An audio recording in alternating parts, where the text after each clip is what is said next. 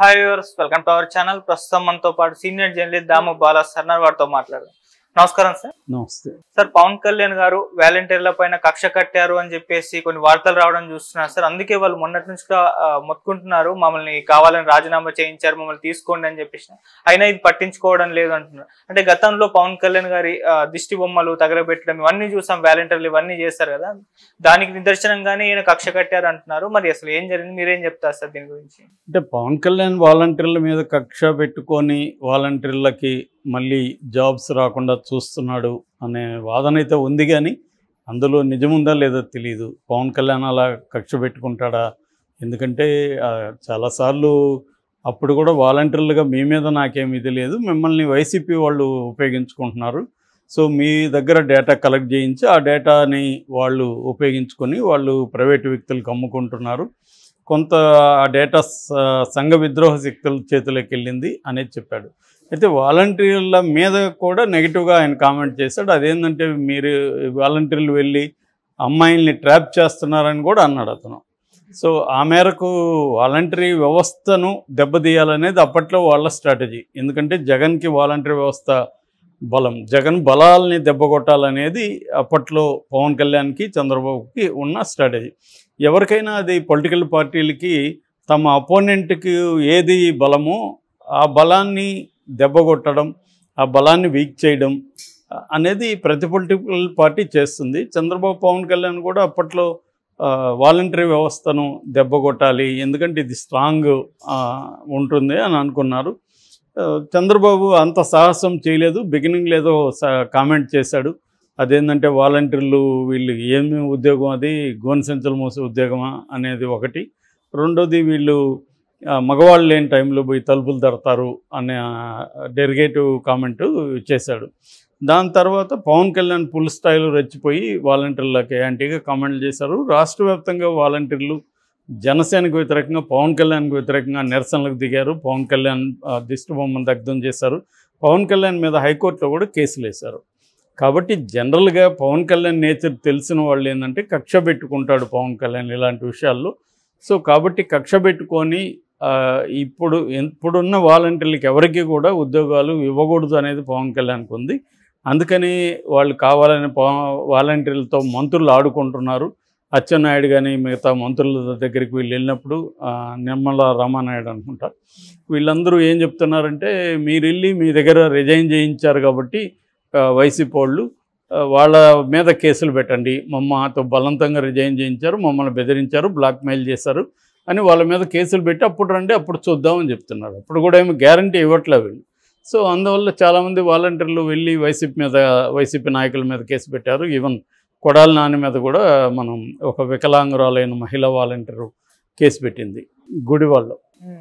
అంటే ఇప్పుడు నేను ఆల్రెడీ ఇంతకుముందు చెప్పాను, వాలంటీర్లు అనేవాళ్ళు ఎవరు, వాళ్ళు పాపం నిరుద్యోగం ఉండి ఏదో కొంత చదువుకుంటా వేరే ఏదన్నా చిన్న చిన్న పనులు చేసుకుంటా ఎంతో కొంత 5,000 వచ్చినా కూడా వచ్చినట్టే నెలంతా ఏమీ పని ఉండదు, ఏదో నెలలో 4 రోజులు 3 రోజులు పని ఉంటుంది, మిగతా టైంలో మన పని మనం చేసుకుంటూ వాలంటరీగా ఉంటే మనకు కొంత 5,000 వచ్చినా గ్రామాల్లో హెల్ప్ అవుతుంది.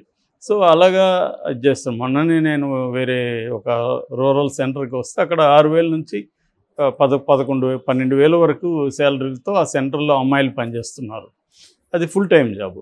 సో అయినా ఎందుకు పనిచేస్తున్నారంటే వాళ్ళకి ఇంట్లో ఖాళీగా కూర్చునే బదులు చదువుకొని ఉంటారు, ఇంకా జాబ్స్ రావు, పెళ్ళి కోసం వాళ్ళు ఏర్పాట్లు ట్రై చేస్తుంటారు.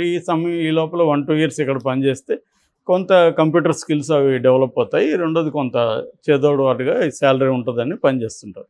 వీళ్ళు అంతే, వాలంటీర్లు ఏంటంటే వీళ్ళు ఆ గవర్నమెంట్ ఇచ్చిన కొన్ని సర్వీసెస్ని, రేషను, తర్వాత పెన్షన్ ఇవన్నీ అందించడం, దాని తర్వాత ప్రైవేటుగా ఎవరికైనా అవసరం ఉంటే వీళ్ళు ఏమన్నా సర్వీసెస్ ఇస్తే వాళ్ళు కొంత టిప్స్ రూపంలో వీళ్ళకి డబ్బులు ఇస్తారు.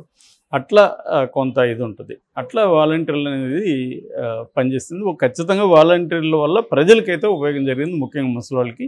సో అందుకని ఈ వాలంటరీ వ్యవస్థ అనేది ప్రజల్లో బలంగా ఉందని గుర్తించిన తర్వాత చంద్రబాబు కానీ పవన్ కళ్యాణ్ కానీ యూటర్న్ తీసుకున్నారు వాళ్ళ విషయంలో. యూటర్న్ తీసుకొని మేము వాలంటీర్లను అనలేదు, మేము కడుపు కొట్టేవాళ్ళం కాదు అని పవన్ కళ్యాణ్ కూడా మాట్లాడాడు.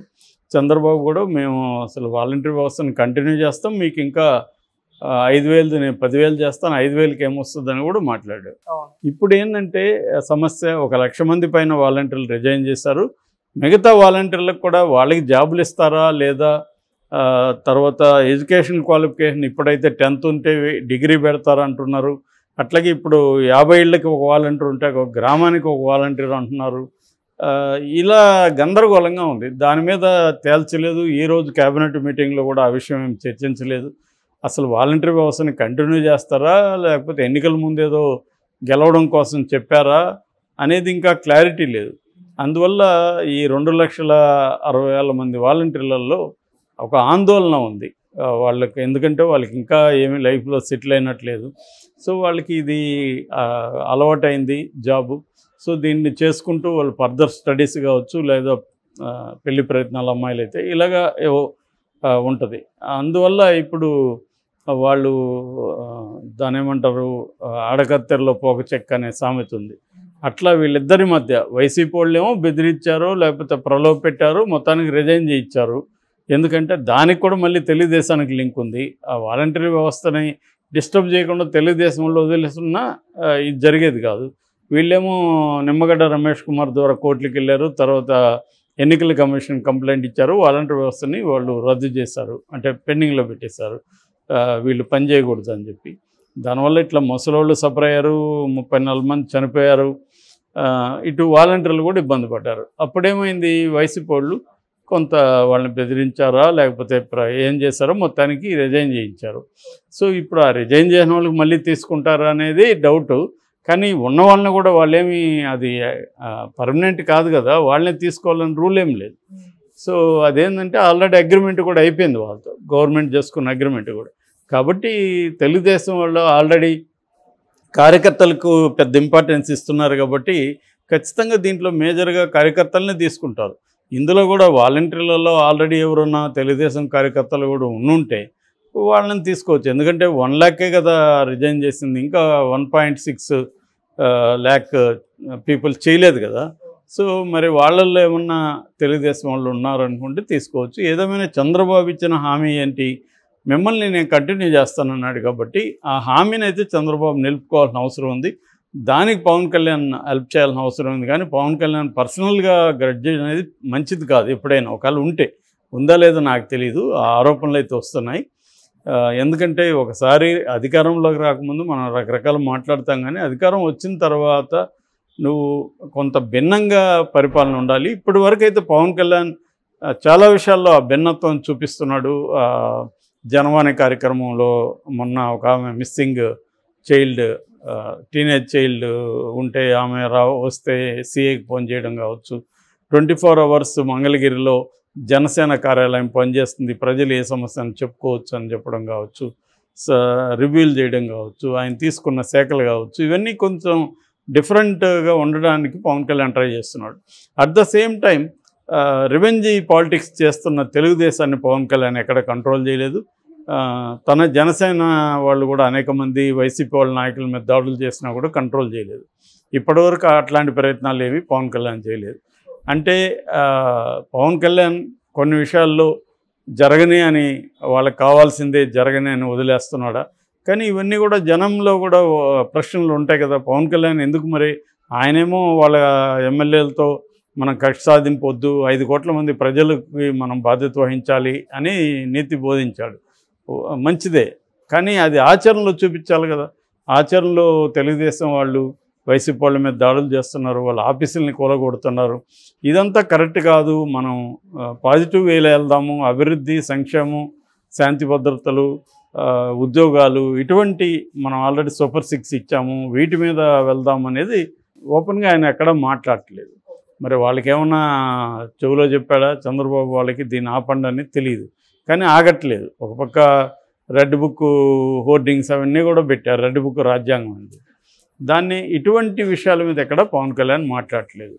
సో మరి పవన్ కళ్యాణ్ కక్ష పెట్టుకొని వాలంటీర్ల మీద వాళ్ళని ఇబ్బంది పెడతాడా అనేది మనకు కొద్ది రోజుల్లో తెలిసిపోతుందిగా. ఇప్పుడు వాలంటీర్లకు వెలిక ఇస్తారా లేదా అనేది చూడొచ్చు.